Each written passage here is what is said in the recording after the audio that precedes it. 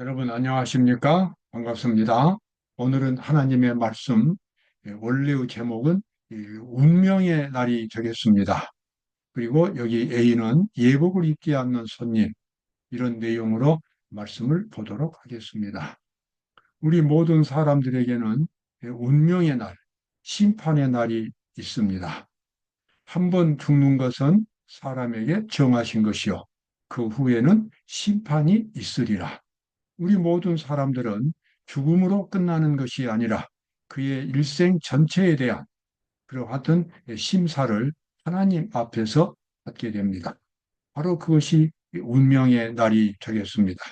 하나님께서는 우리 죄인이 하나님 앞에서 영생을 얻을 수 있는 자격을 예복을 통해서 설명해 주셨습니다.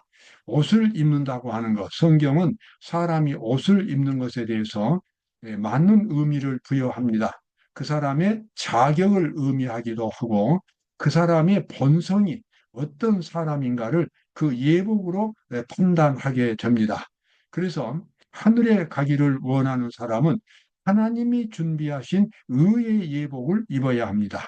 이 의의 예복은 예수님이 십자가를 통해서 준비하셨고 예수님이 3년 반, 33년 동안 이 세상에 생활하시면서 그분이 율법을 지켜서 품성을 만드셨습니다.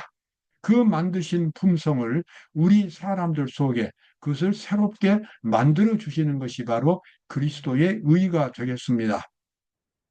그와 같은 거룩한 품성은 오직 선물로만 받을 수 있기 때문에 우리 각 사람은 하나님 앞에서 믿음을 가져야 합니다. 믿음으로 예수 그리스도를 받아들일 때에 예수님이 마음속에서 예수님의 의, 예수님의 품성을 만들어 주시는 겁니다. 그게 바로 의의 예복이 되겠습니다. 천국에 가기를 원하는 사람들은 예수님이 입혀주신 그 거룩한 품성의 옷, 정신의 옷, 인격의 옷을 입고 하늘나라로 갈 수 있게 됩니다. 그런데 하나님의 심판대 앞에서 하나님을 믿는다고 고백하면서도 실제로 이 예복을 입지 않는 그와 같은 사람에 대한 설명을 예수님이 하셨습니다. 임금이 손을 보러, 손이란 것은 손님입니다. 임금이 손을 보러 들어올세. 거기서 예복을 입지 않는 한 사람을 보고 가로되, 친구여, 어찌하여 예복을 입지 않고 여기 들어왔느냐 하니, 저가 유구무원이언을 아무런 대답도 못했다는 거지요. 어떤 왕이 자기 왕의 아들의 잔치를 배설하고 사람들을 초빙했습니다. 그래서 많은 사람들이 그 잔치 자리에 들어왔습니다. 그런데 한 가지 조건, 다른 것은 아무것도 없고 거기에 들어와서 앉아 있을 사람은 반드시 왕이 준비한 옷을 입어야만 했습니다. 그런데 그 중에 한 사람, 자기 고집이 아주 강한 어떤 사람이 왕이 준비한 예복을 입지 않고 자기 옷을 고집스럽게 입고서 그냥 그대로 앉아 있었습니다. 지금 예수님의 이야기입니다. 나중에 왕이 들어와서 다른 사람들은 다 옷을 입고 있는데 그 사람만 유독 자기 옷을 입고 앉아 있습니다. 그래서 임금이 그 손님에게 물었습니다. 친구여, 어찌하여 예복을 입지 않고 여기 앉아 있느냐? 하니 유구무원이 되었습니다. 처음에는 이 사람이 할 말이 많았지만 실제로 왕이 그 질문을 할 때는 왕은 그 사람의 마음속 깊은 곳까지 꿰뚫어 보았습니다. 이 사람이 예복을 입지 않는 것은 왕의 권위를 부정했기 때문에 부인했기 때문에 옷을 입지 않았다는 것이 다른 사람들은 못 봤지만 왕은 보았고 왕이 그것을 보고 있다는 사실을 그 본인이 알게 된 것입니다. 그래서 왕 앞에 아무 대답도 하지 못했습니다. 결국 왕은 부하들에게 명령해서 이 사람의 수족을 결박해서 바깥에 내어 던지라. 그러면서 예수님 하신 말씀이 초청을 받은 사람은 많되 택함을 입은 사람은 적으니라. 예수님을 믿는다고 고백하고 믿는다고 주장하는 그런 사람들은 많지만 실제로 하나님의 심판을 통과할 수 있는 사람은 많지 않다는 뜻이 되겠습니다. 우리가 하나님을 믿는다면 우리의 믿음은 반드시 하나님이 입혀주시는 변화, 하나님이 입혀주시는 예복을 입을 수 있는 그러한 믿음이 되어야만 하겠습니다. 그저 단순히 자기 입으로 믿음만 고백한다고 해서 천국이 그냥 주어지는 것은 아닙니다. 마라나다 301조, 마라나다는 기도력입니다. 301쪽에 보면 이와 같은 말씀이 나옵니다. 인간의 품성에 해당되는 정신은, 자, 정신과 품성은 같은 겁니다. 인간의 품성에 해당되는 정신은 하나님께로 돌아가서 그곳에 보관된다. 구할 때 각 사람은 자신의 품성을 갖게 된다 그랬습니다. 우리가 이 세상에 살면서 이루겠던 품성의 변화, 그 정신적인 그와 같은 건설, 이러한 모든 것들이 하나님 앞에서 다 보관이 된다는 것입니다. 그러다가 이제 예수님께서 이 땅에 재림하시고 죽었던 의인들이 부활할 때는 그냥 막연하게 부활한 것이 아니라 하늘에서 보관된 그 하나님께서 보관하셨던 그 사람의 정신을 가지고 다시 그 사람을 부활시키는 겁니다. 그래서 부활된 사람은 낯선 사람이 아니라 자기가 옛날에 어떻게 신앙생활을 했고 자기가 어떤 사람이란 것을 다 알고서 부활하게 되는 것입니다. 그래서 우리는 자주 그러한 표현을 씁니다. 우리가 이 세상에 살다가 천국에 갈 때 가지고 갈 수 있는 것, 그것은 바로 자기의 품성이라고 하는 것입니다. 자기의 인격과 자기의 정신을 가지고 사는 것입니다. 왜냐 그러면은 바로 그 정신을 가지고 예수님께서 부활시키기 때문에 그렇습니다. 그래서 오늘 내가 어떤 마음을 가지고 사는가, 내가 어떤 정신적인 자세, 어떤 인격적인 모습을 갖추고 있는가 스스로 깊이 살펴보고 하나님 앞에 완전히 회개해서 예수님의 품성으로, 예수님의 정신으로 매일매일 그렇게 변화되어 가는 그와 같은 과정을 우리가 경험을 해야만 됩니다. 그러나 죄가 세상에 들어옴으로 인하여 그들을 둘렀던 빛은 사라지게 되었다. 이게 지금 아담과 하와입니다. 옷을 입혀준다는 내용과 연관해서 아담과 하와가 옷이 벗겨지는 것과 같은 경험을 가졌습니다. 죄를 지었을 때요. 사실 그들이 죄를 짓기 전에는 옷을 입고 있지 않았습니다. 그러나 그들에게는 어떤 빛의 어떤 옷인지는 모르지만 빛의 옷이 있어가지고 그들은 전혀 수치심을 느끼지 않았습니다. 그러나 그 부부가 죄를 지은 직후부터 그 빛의 옷은 사라지게 되었고 아주 보기 민망한 벌거벗은 모습으로 그들이 서 있는 것을 스스로 발견했습니다. 그래서 그 부부는 무화과로 치마를 해가지고 겨우 옷을 입고 서 있었습니다.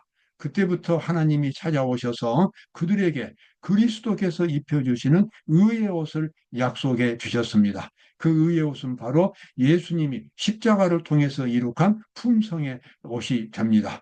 그래서 아담 때부터 세상 끝까지 하나님을 진심으로 믿는 사람들에게 하나님께서는 빛의 옷, 아담이 잃어버렸던 거룩한 빛의 옷을 다시 그들에게 입혀 주셔서 하나님 앞에 설 수 있도록 만들어 주시는 겁니다.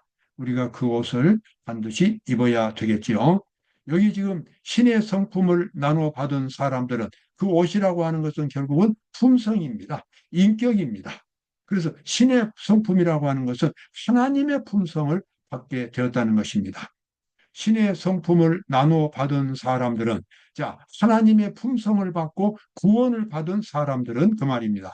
거룩한 율법에 일치하게 될 것이다. 율법이 하나님께서 사람의 행위를 헤아릴 때 사용되는 표준이다. 이것이 심판 때에 사람의 품성을 시험하는 시금석이 됩니다. 자, 하나님께서 우리 죄인들의 품성을 새로 만들어 주실 때에 율법과 일치되게 만들어 주심으로 그 사람은 마음속에서부터 하나님의 율법을 좋아하고 하나님의 율법에 순종할 수 있도록 만들어 주시는 것입니다. 그런데 이와 같은 경험을 갖지 못한 사람들은 하나님의 율법을 본성적으로 순종할 수가 없습니다. 만약에 순종한다면 그것은 겉으로만 나타내는 율법주의적인 형식적인 순종이 되고 맙니다. 이와 같은 순종은 하나님 앞에서 통할 수가 없습니다. 하나님께서 우리 죄인들을, 성도들을 심판하실 때 그래서 하나님의 율법을 가지고 심판하시는 것입니다. 우리 주 예수 그리스도의 아버지 하나님이 우리를 거듭나게 하사 이제 변화시켰다는 뜻입니다. 그래서 하나님의 형상으로 만들어 주셨다는 것입니다. 우리를 거듭나게 하사 썩지 않고 더럽지 않고 쇠하지 아니하는 기업을 잊게 하시나니, 여기서 기업은 이제 영생이 되겠습니다. 곧 너희를 위하여 하늘에 간직하신 것이라. 사도 베드로가 그 당시 성도들에게 보낸 베드로전서 이 편지서에서 이 위대한 기별을 말하고 있습니다. 다시 한번 읽겠습니다. 우리 주 예수 그리스도의 아버지 하나님이 우리를 거듭나게 하사 썩지 않고 더럽지 않고 쇠하지 아니하는 이 세상에 있는 모든 것들은 아무리 영광스러워도 시간이 지나면 다 썩고 더럽혀지고 없어져 버립니다. 쇠해져 버리는 것입니다. 그러나 하늘에서 우리가 갖게 될 영원한 천국과 영생은 그와 같은 이 시간이 지나도 그것이 쇠하지 않는 영원한 기업이 되겠습니다. 아니면 기업을 잊게 하시나니 곧 너희를 위하여 하늘에 간직하신 것이라. 그래서 우리가 영생의 소망을 갖고 있습니다. 자, 이와 같은 영생의 소망을 갖기 위해서는 우리가 기본적으로 해야 할 일은 완전히 그 기초석을 순수한 하나님의 말씀으로 놓아야 한다는 것입니다. 그리스도께 나오는 자는 반드시 순결하고 덕이 있는 품성으로 그 기초를 놓아야 한다. 그런 다음에 곧바로 품성 건설이 시작된다. 리뷰앤드 헤랄드에 나와 있는 말씀입니다. 어떤 건물이든지 기초가 중요합니다. 어떤 공부를 하는 학생도 기초 실력이 있어야만 됩니다. 사업을 하는 사람도 그 사업에 대해서 기초적인 지식을 갖고 있어야 합니다. 그와 똑같이 영생, 구원을 받는 것도 하나님의 말씀에 대한 그와 같은 기본적인 바탕이 마음에 깔려 있어야 합니다. 그래서 하나님을 만나고 변화를 경험하는 사람은 하나님의 말씀을 있는 그대로 하나님의 뜻을 100% 그대로 자기 마음속에 기초로 놓아야 합니다. 그런 다음에 품성 건설이 시작되기 때문에 그렇습니다. 조금 전에 제가 말씀드린 대로 95%, 99%만 하는 것도 그것도 결국은 성공하지 못합니다. 100% 완전히 하나님께 순종하는 마음을 가질 때에만 하나님의 형상으로 품성이 만들어지는 거룩한 사업이 출발하게 됩니다. 여기 나와 있는 말씀, 그리스도께 나오는 자는 반드시 순결하고 덕이 있는 품성으로 그 기초를 놓아야 한다. 그런 다음에 곧바로 품성 건설이 시작된다. 이렇게 말하고 있습니다. 자, 그와 같은 이제 그 마음 속에 하나님의 말씀의 기초를 튼튼하게 놓은 사람에게 예수님은 참으로 위대한 일을 하시게 됩니다. 바로 그것이 산상보훈 50쪽에 나와 있는 말씀입니다. 예수님의 사명은 사람들을 신의 성품에 참여하는 자로 만들어 하늘의 율법의 원칙과 조화되게 하는 것이었다. 우리가 죄를 버리고 그리스도를 우리의 구주로 받아들일 때 율법은 높여진다. 율법이 높여진다. 그 말은 율법이 제대로 지켜진다는 것입니다.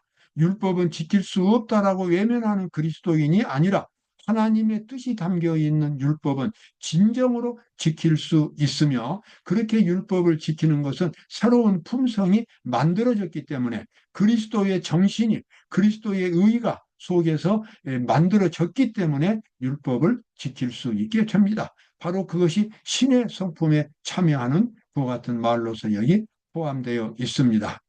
예수님의 사명은 사람들을 신의 성품에 참여하는 자로 만들어 하늘의 율법의 원칙과 조화되게 하는 것이었다.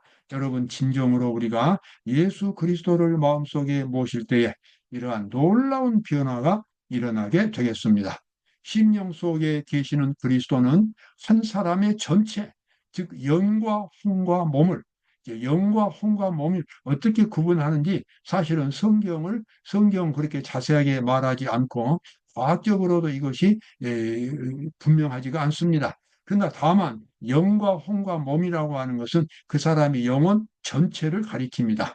몸과 정신, 잠재의식 모든 것들이 다 여기 영과 혼과 몸에 해당되는데 예수님께서 마음속에 들어오시면 그 사람을 속속들이 하나님의 말씀에 순종할 수 있는 그런 사람으로 만들어 주신다는 뜻이 되겠습니다. 자기의 유익을 구치 아니하는 사람은 하나님의 마음에 그 근원이 있으며, 자, 우리가 하나님을 믿고 이제 새로운 생명으로 태어난다는 것은 그냥 막연하게 태어나는 것이 아니라 그 정신이 하나님의 마음이 된다는 것입니다. 그리스도의 정신이 된다는 것입니다. 그리스도의 정신이 그 핵심이 되어서 새로운 사람으로 만들어지는 것입니다. 그리고 그와 같은 거룩한 사랑, 아가페오 사랑은 원래 하나님 마음속에 있었고 예수님이 우리에게 보여주신 그와 같은 정신입니다. 그래서 우리가 거듭난다고 하는 것은 그러한 정신으로 새롭게 만들어지는 것을 의미합니다. 자기의 유익을 굳지 아니하는 사랑은 하나님의 마음에 그 근원이 있으며 하나님의 품성은 온유하고 겸손하신 그리스도 안에서 나타난다는 것을 우리는 알 수가 있을 것입니다.